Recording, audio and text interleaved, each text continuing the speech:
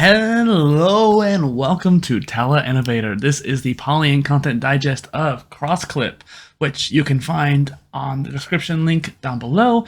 This is not an affiliation video, this is just a review, or is what I'm kind of playing around with idea-wise, an over review, where I try to go over the tool itself, give my personal take on it, and these reviews end up being a video portion and written portion, so that way they have a little bit of both, having unique kind of bits. The video is a bit quicker, the reviews and the written portion are a bit longer, so that way you can have a best of both worlds. So we're going to go ahead and go into the tool. Let's roll the intro. Dustin Miller, PolyInnovator.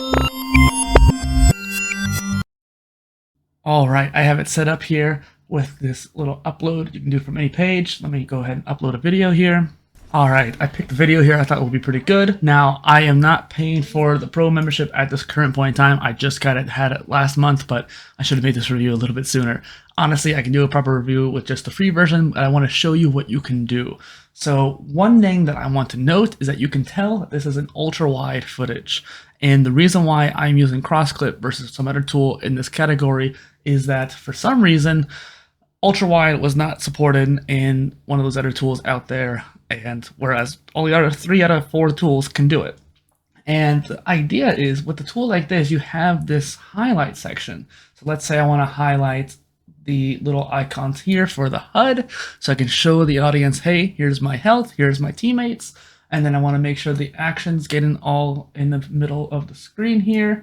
But that way I can have the main action in the middle, so when you start going through some of the shots, you can actually see the sniper, you can see what I'm looking at, and boom, we have this ultra wide video into a non-ultra wide video. Now, I don't think I can access my layouts when it comes, maybe I can, hold on. No, I can't. Okay, so I made a special layout when it came to Apex in particular, because I had more than just 2 layers when it came to the pro mode. So let me go ahead and show you real quick what my clips look like in Apex. So you can see here, I have the HUD at the top explaining like, okay, here's the competition, here's my kills, that kind of thing. In the right corner, I have the map, so people can see where we are on the actual area. I have the main gameplay in the middle, and then I have, like I said earlier, the HUD for the icons of the people. Now, this might seem a little kind of clustered and confusing, but considering the fact that when you're watching an Apex video, you're going to want to know that information, at least most of the time, depending on the clip. And so this is the template I had made basically to just accentuate each of the parts of an Apex clip. And considering the fact that it's a template, that means I can literally apply it to any video that is for Apex only, and it'll basically take all the sections automatically. All the tools seem to do that, but I made my template in here. So basically, you go through, you can change how long you want the clip to be. Like I have a little bit in the beginning there I can cut off, then you can compile it. It'll bring you to a compile page, which I don't necessarily need to show you just now, but I don't want to redo this clip again because I've already used it.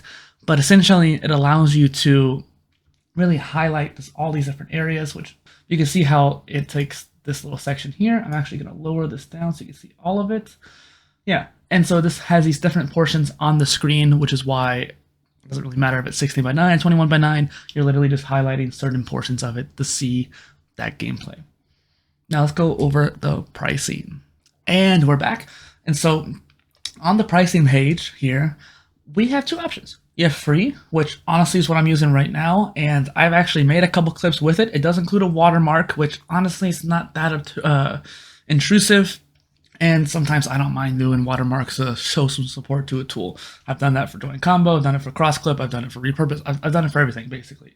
I don't mind showing support for a tool using a watermark. But Bandicam I think is what was due. What I would suggest is going for the Pro. I mentioned this in the other review of a tool similar to this where honestly, you may not be needing it every month unless you are making tons and tons of content. So what you might do is come back every couple months when you have saved up enough clips to use it, use a whole bunch at once, and then dip out, come back.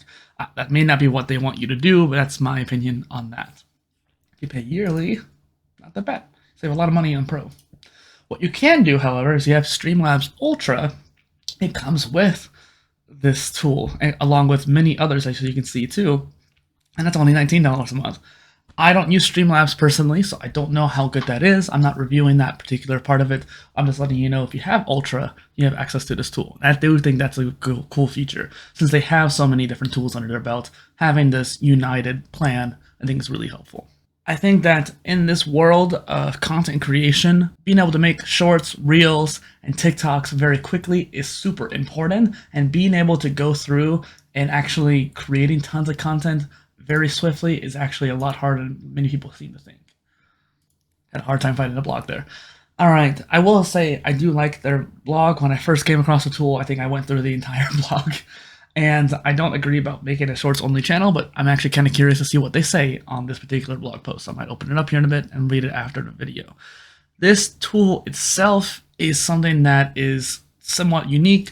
I wish they had something that really differentiated it more, considering the fact that other tools in this space have more identifying features, whereas CrossClip doesn't very much. I will say when I first found all 4 of the tools in this category, they were the only ones that could do YouTube. I gotta give CrossClip props for that because they were the only ones that could. And I'm not sure who got YouTube Shorts first and Reels and all that jazz, but for the most part, they were first on YouTube imports, and most of the tools allowed you to upload manually anyway, so that's what I just always did. But I want to see something that's actually unique to CrossClip alone. I mean, maybe they integrate it with Streamlabs better. I don't know. It's just one of those things where they need to have something that differentiates them to make it more worthwhile. They are the cheapest, so I guess that really differentiates them a little bit, but other than that, I think there's some other tools that are very close in price. I am a fan of CrossClip, and I'm trying to make sure that I am showing a bit more agnostic, because it's not like I love them, but I also don't hate them. And I want to make sure I share that with you, because I use them as a tool, because that's what I needed, and they were able to do the thing that I needed the most. And I'm very happy and grateful for that, because I needed to get those 150 Apex clips that I had lying around converted into TikTok format. I wish that I could have an outro to all these too. All the tools have that issue too, though. It's like, why can't I add an outro? Why can't I add a timeline across the bottom? Why can't I add captions? Some tools do captions, some of them don't really. It's just one of those things where I want to be able to add my own text at certain points to pop up and let it enhance the video. Other than that, please go check out the written review. I go into more detail on there. I hope you check out the tool. Link is in the description for the review and the website itself. Cheers, and have a good day.